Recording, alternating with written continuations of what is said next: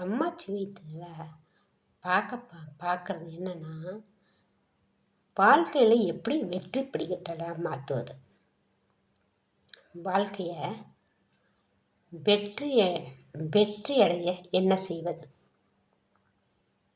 வெற்றி படிக்கட்டை எப்படி தொடுறது, இப்படியெல்லாம் பல பேர் ஐடியா பண்ணிக்கிட்டே இப்படி செஞ்சால் மேலே வருமா, இப்படி செஞ்சால் மேலே வருமான்னு நினைப்பாங்க. ஆனால் அது பெரிய தப்பு. நம்ம வாழ்க்கையில் வெற்றி படிக்கட்டை தொடணும்னா முக்கியமான 3 குணங்கள், முக்கியமான குணம். அது இருந்தால் நம்ம கண்டிப்பாக வெற்றி படிக்கட்டு, வெற்றிக்கனி எல்லாமே நம்ம பெறலாம்.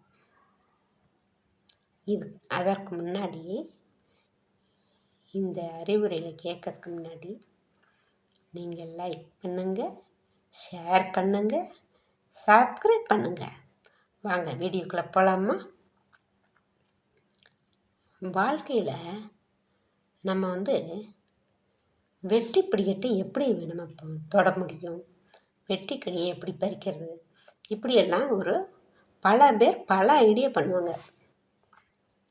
பணம் காசு வச்சுட்ருப்பாங்க நிறைய, ஆனால் என்ன செய்யறதுன்னு தெரியாது. வாழ்க்கையில் நஷ்டம் லாபமே இருக்காது, நஷ்டமாகவே தான் ஆகிட்டுருக்கும். அதோட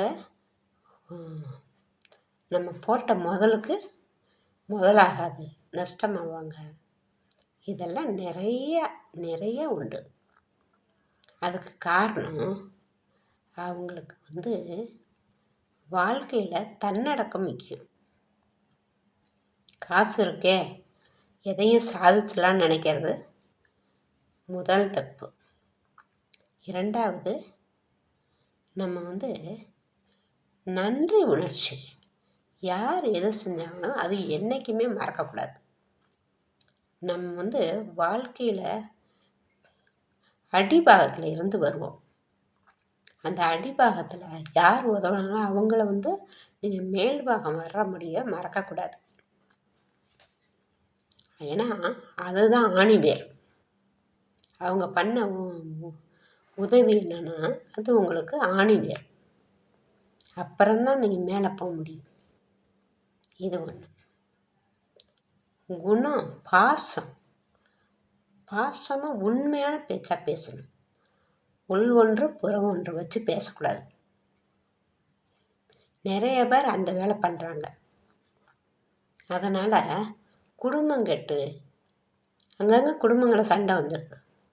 குடும்பம் கெட்டு சொந்த பந்தத்தை இழந்து அனாதமாக இருப்பாங்க. ஆனால் காசு நிறைய சம்பாதிப்பாங்க. அதை செலவு பண்ணி மனசார ஆசையாக செலவு பண்ணணும் இல்லையா, அதுக்கு வழி இருக்காது. நம்மளே ஏதோ தானோன்னு பண்ணுவோம். பாசத்துக்கு கடைசியில் இயங்கணுமா கிடைக்காது.